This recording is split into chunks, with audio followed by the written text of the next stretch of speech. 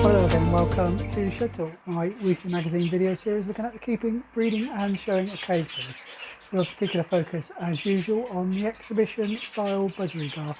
First of all, a quick apology about the last episode. I'm sorry that there was no real look at any of the birds in it, and it was really just me talking about cleaning them. Whilst that's important, it isn't particularly entertaining for those of you that are watching these videos.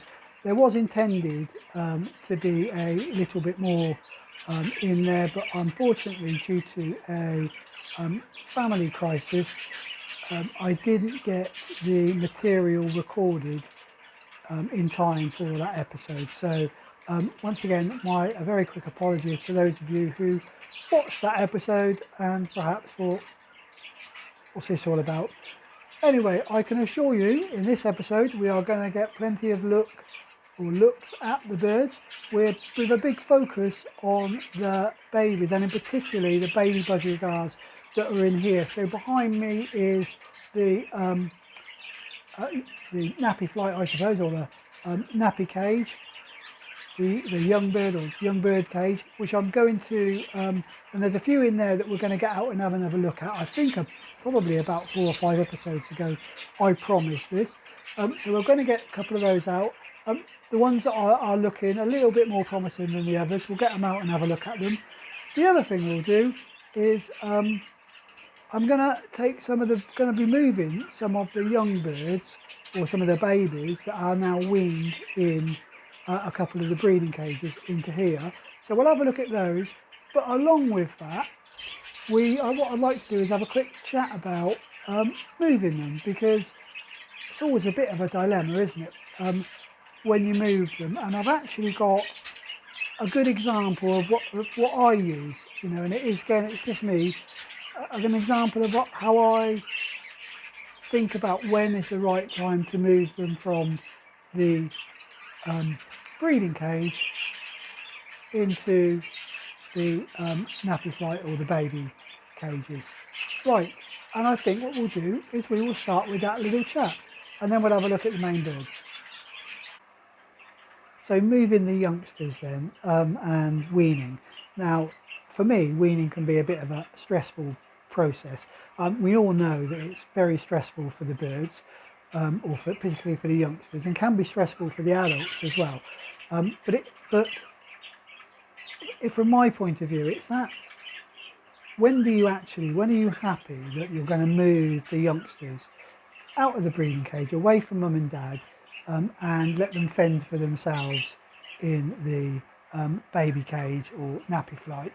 And I always worry about that. And indeed, when I've been to a number of other breeders, more experienced breeders than me, about it, and I often ask this question about moving the birds, and none of them can give me a definitive answer. No one sort of says, oh, you move them at, I don't know, 6-week point or the 8-week point or whatever.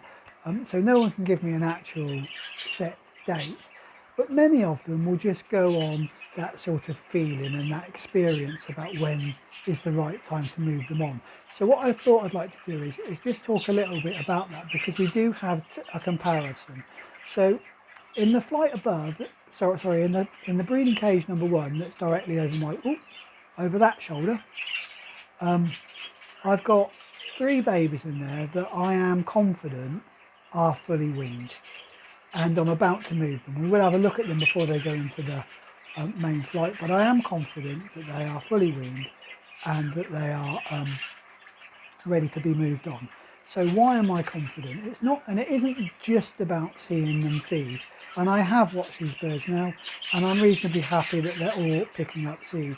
Now, one of the things I watch for is not just them eating out of the soft food dish and the little seed dish that I've got with tonic seed in there when mum and dad are feeding, because whilst they're copying mum and dad and they know it's there, they may not be, from my point of view, I don't think they may necessarily be able to fully or efficiently de-shower the seeds for them to be able to fend for themselves in one of the bigger cages. So what I often look for is to see whether they're actually eating out of the main seed dish in between. So after we all know, anybody that, most of us that are feeding soft food know that when you put the soft food in there, or and the tonic seed in there, from my point of view, mum and dad come down, youngsters all gather around that pot because they all want to get their share of the soft food and the I suppose the extra fats and stuff, that the goodies side of it that they enjoy. So so after that, though, when in between that, when there's even very little left of the soft food, or mum and dad have now finished and gone back, is to keep an eye on them and to watch to see whether they eat then from the main seed dish. And I'm quite confident that all three of the birds in here are feeding from the main seed dish. The other thing, and quite a common one that I've heard lots of breeders talk about, is when the birds are perching. So when the youngsters are actually getting up on the perch and perching successfully, and I don't mean just climbing up and going back into the nest box, because I find that happens quite often but before they're fully weaned, but when they're actually sat outside and perching. Now, I do know that sometimes when the youngsters start to perch, either mum or dad can chase them back down to the bottom of the cage. So just another thing that I have to be aware of. But you can normally see, and I know the birds in the top cage are perching well, so I'm reasonably confident that they're eating seed and that they're perching. And the final thing for these birds is the length of the tail. So and again, it's something that I've picked up from other breeders. They will talk about the length of the tail, and once the tail is almost fully developed, then you're reasonably confident that the bird is going to be fully weaned and at an age when it can be moved. And again, these birds, you can see the tail is almost at that right length. If you compare it with the adults in terms of that overall proportionality between the body and the tail, it's about the same now. So I'm reasonably happy, and I'm confident that if I move these birds, I'm not going to have to suddenly go, oh my God, they're not feeding, they're starving, and I'm then going to have to either try and get them back into here and let mum and dad top them up, or top them up myself.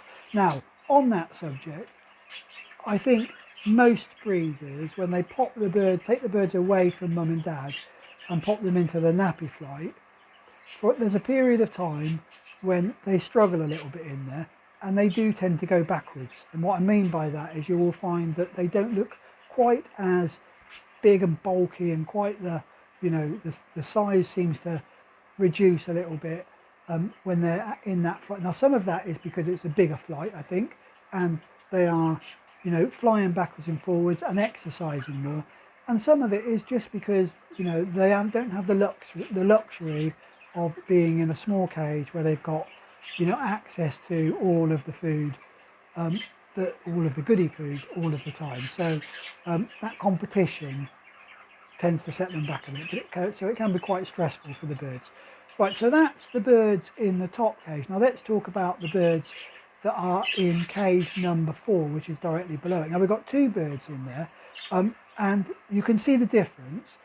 These 2 birds are, they're sat on the floor, so they're definitely not perching.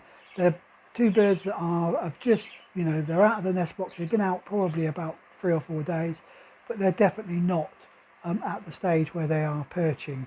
I also have been watching these, and whilst they're feeding at the soft food dish when mum and dad is down, and they are picking up and they're trying the food and they're trying the seed, I have not seen either of these birds feed from the main seed dish in between those feeds.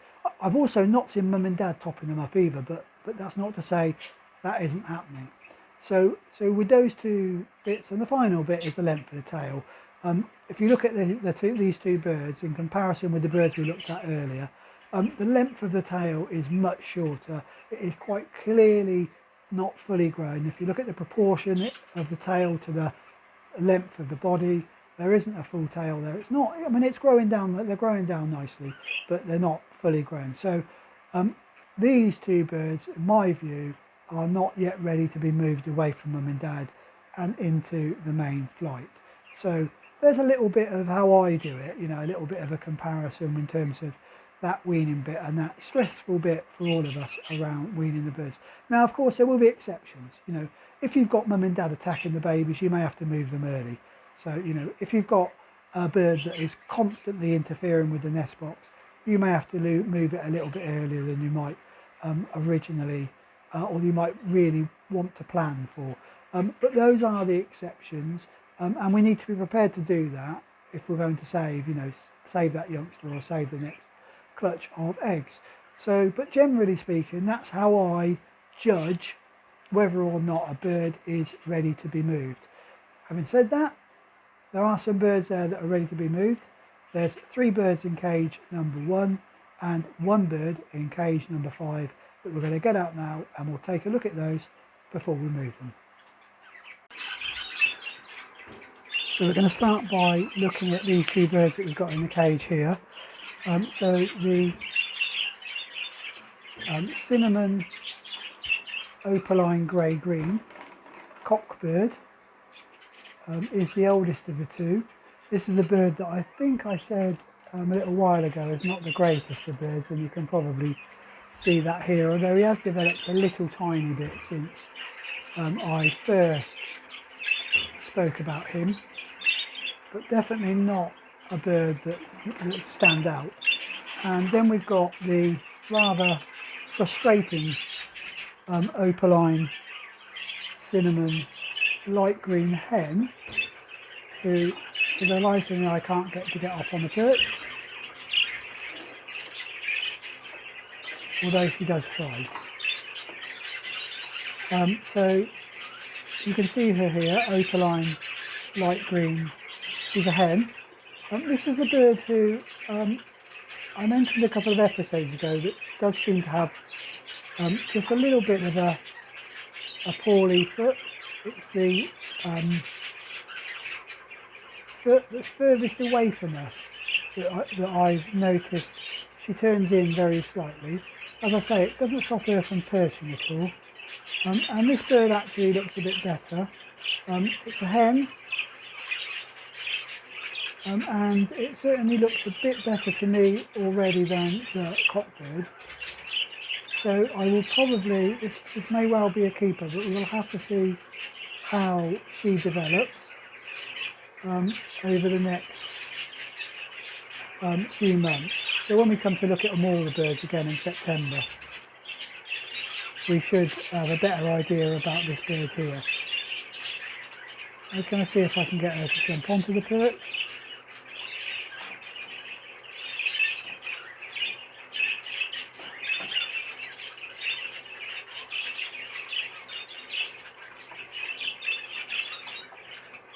No, I don't think she wants to. It was only because it seemed like I was upsetting the other one a little bit, so by doing this. So these are the first 2 birds then. A cockbird, which is a grey-green opaline cinnamon, and a hen, which is a normal light green opaline cinnamon, or a light green opaline cinnamon, should I say. Right, let's have a look at the final 2 birds. The first one is a sibling of these, and the other one is out of cage number 5. Okay, so this bird is the sibling of the 2 we've just seen. It's a cockbird, and this time we've got another opaline cinnamon, but this time a yellow face grey.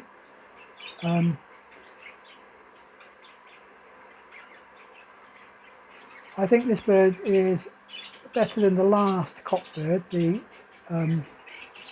cinnamon grey-green opaline. Doesn't look too bad actually. Got a reasonable depth of mass, this one, so I'm hoping this is going to turn out okay.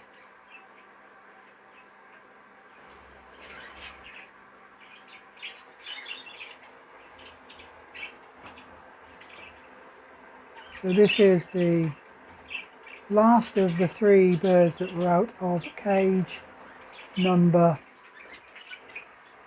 4. No, sorry, cage number 1. bird also looks like it might have some quite big spots, seeing how young it still is. You can see the spots are there, and I know opalines have plenty of spots anyway, but looks like it could be a good start. So this one will now go into the cage into the nappy flight with the two siblings, who hopefully are settling in. And then we'll get the final one out, which is the bird from cage number 5.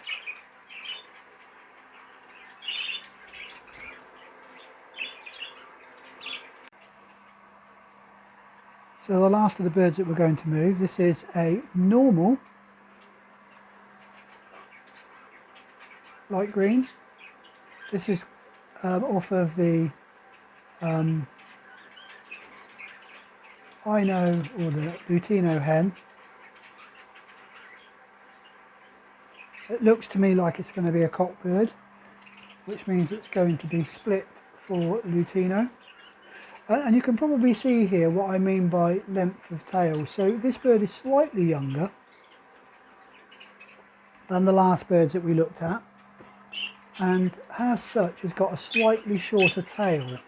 So it's slightly out of proportion to the others. However, I mean, this bird's perching really well, both in the show cage and also in the breeding cage. It also has been feeding itself from the seed dish. So again, I'm confident this bird is capable of fending for itself in the nappy flight. Reasonably well settled in the show cage, and when I say that, it's bound to now start flapping around and trying to get out. So yeah, so they only had one, this pair, so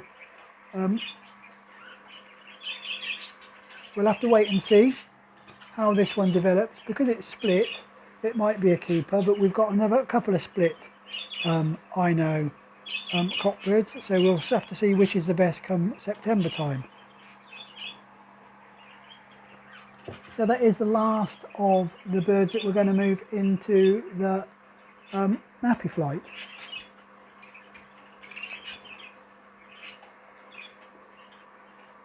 And again, a normal light green. And if you compare the spots on this normal light green, I know it's a bit younger, but there's less spot on this than there was on that last grey yellow face opaline that we saw.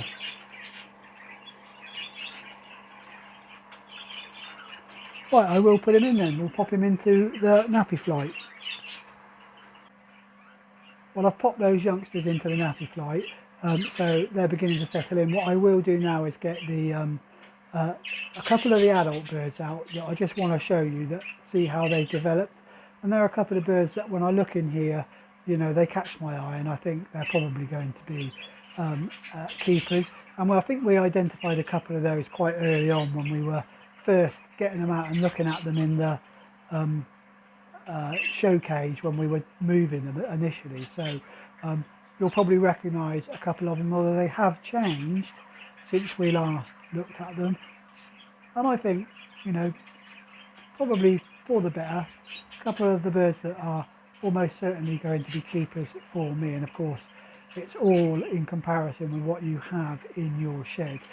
Before I get them out though, as always, if you enjoy the videos, and in particular these ones where we have a lot better look at the birds, don't forget to give us a big thumbs up, and if you're not yet a subscriber to the channel, then please do hit the subscribe button. If you want early notification for future videos, then please hit the bell. And a very quick announcement.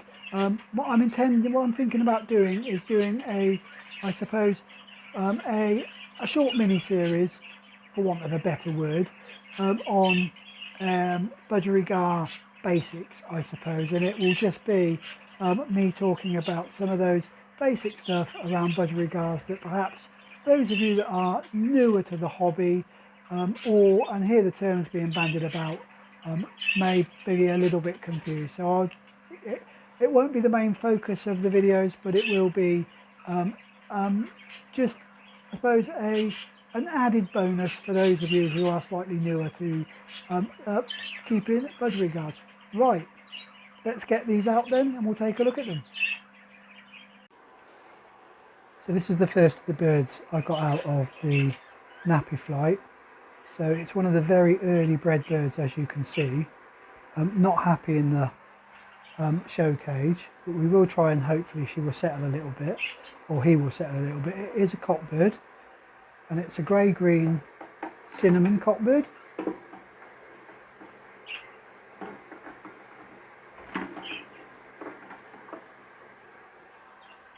And it's probably the best bird in there at the moment. When it decides to stand, doesn't show itself particularly well. Okay, so let's look at the positive features first then. So it's got a nice wide brow, so between the eyes it's nice and wide. It has a fair bit going over the top, although it could do with a little bit more. It could do with the eyes being a little bit further back, I think, in the head. There's not much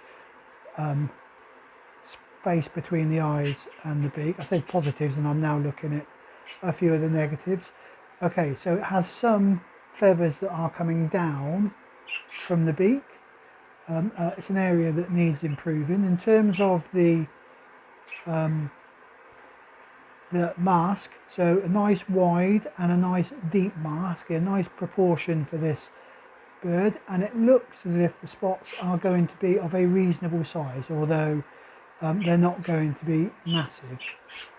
So a normal cinnamon grey green, like I said, cockbird. Okay, the paw features. So the main one is the way it carries itself. Now it doesn't carry itself quite this bad when it's in the nappy flight. So it is a little bit, I think, because he's stressed in this in the show cage. So when he settles, he might just show himself a bit better. But as you can see, a very hinged tail look about the bird, and doesn't carry its wings brilliantly.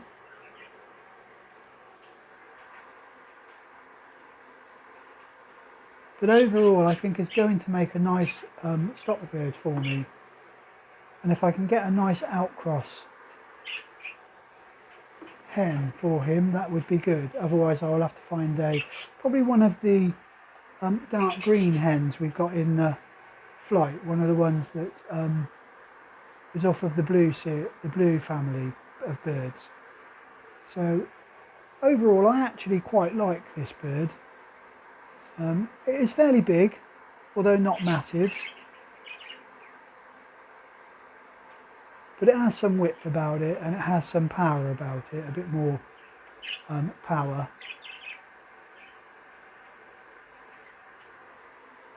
Again, it's just lacking a bit of style, which a lot of my birds are really. So when I do look for an outcross, it is going to be mainly about style, I think. Or certainly style is going to be important.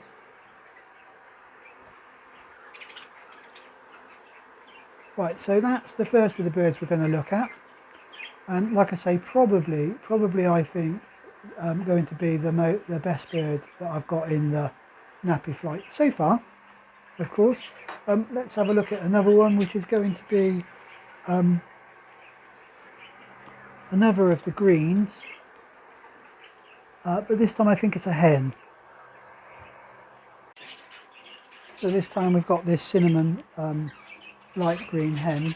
And again, we'll try and talk about the better features on this bird before we talk about what it's lacking and the poor features. Okay, so for a hen, it's quite a large, longish looking bird. And for a hen, it's got quite a reasonable width between the eyes, so over the top of the cere, and although not a massive amount across the brow, so it could do with some more width. Again, going a little bit into the faults there on this bird. The other redeeming feature, I think, is the fact that it's got a nice longish mask about it. Again, spots could do with being a bit bigger, but the mask is quite long and quite well in proportion. It's a relatively big bird, bearing in mind this is still a youngster. So it is still a relatively big, longish bird, like I say. Not massive amount of width about him, but has, like I say, has good, reasonable depth of mast. Okay, similar faults to the last bird, if we are honest. So it lacks that style about it. So you can see that it's got the hinged tail and also some poor wing carriage. And again, in the main flight, it doesn't show this quite as badly. So there is an element of these birds pulling when they get put into the show cage. So please do bear that in mind. But they do need to learn to relax in the show cage if they were to go out to a show. So, like I say, it's a cinnamon light green, and it's a hen, which means that this is probably going to end up being a keeper.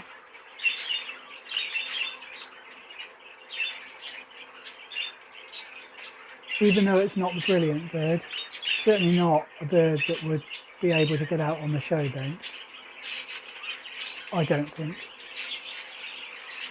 So that's the second of the birds then. See if I can get him to swap sides and stand a little bit better. No, pulls all the time, look, pulling all the time. Anyway, there we go, that's this bird. We'll have a look at the final bird, which is going to be a cinnamon blue.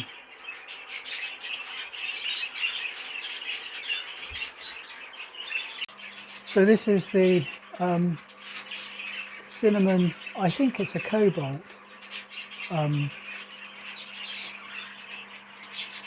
cockbird.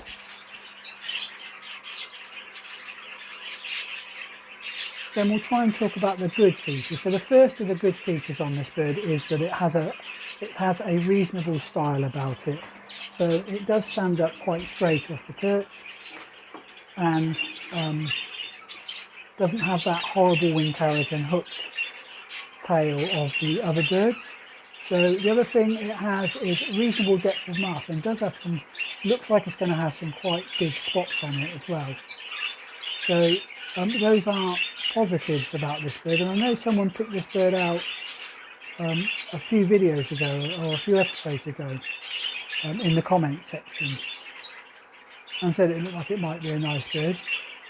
So like I say, good style about the bird, good reasonable length on him and reasonable width across the shoulders, and a nice depth of mast and quite nice spots. So what is he lacking?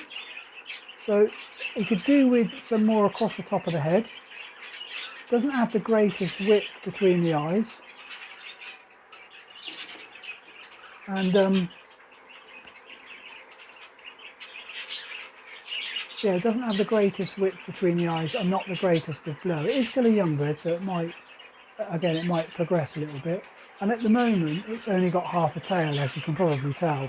It's dropped the tail in the nappy flight, so I am hoping that will grow back. I don't normally have a problem with tailless birds, so like I say, hoping that will grow back. But then I think this bird, mainly because of its better style, will probably be a bird that I will keep for next year.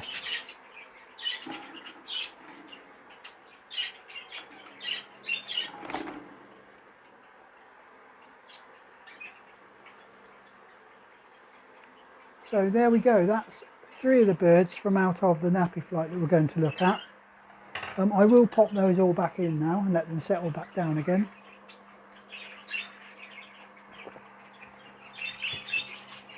I think I have a couple of birds in there, and there's a few others in the nappy flight that I will probably need to keep a good eye on and a look at. There is another green hen in the flight that looks reasonable as well. So, like I say, we'll have to keep an eye on those. Right, pop this one back in then.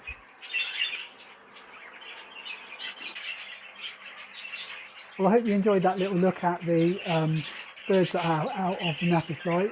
Do let me know your thoughts, as always. Let me know the thoughts in the comment on those birds. Like I say, I probably could do with giving them quite a lot more showcase training so that they settle a little bit more, so you can get a better view of what they look like to me when I see them in the nappy flight, when they're much more relaxed. But even with that, you know, the faults are faults that hinge tail and the poor wing carriage of the first two birds will probably stay with those birds. So it's just a shame, isn't it?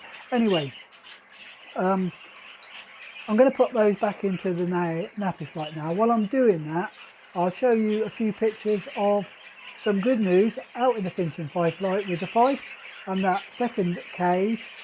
All the eggs out there have hatched, and I'm pleased that all the eggs in the second nest have hatched, all 4 of them, and they hatched over 2 days, so there's a day difference between the chicks. But let's go out and you can have a look at those now while I'm putting this one back.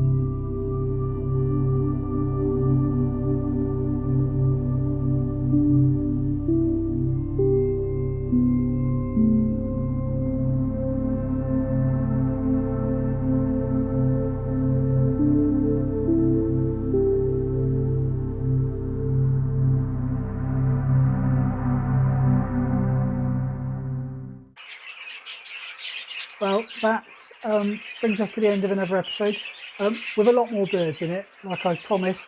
So hopefully going forward we will get a lot more focus on the birds rather than, you know, that video of me just cleaning the cages out, however important that might be.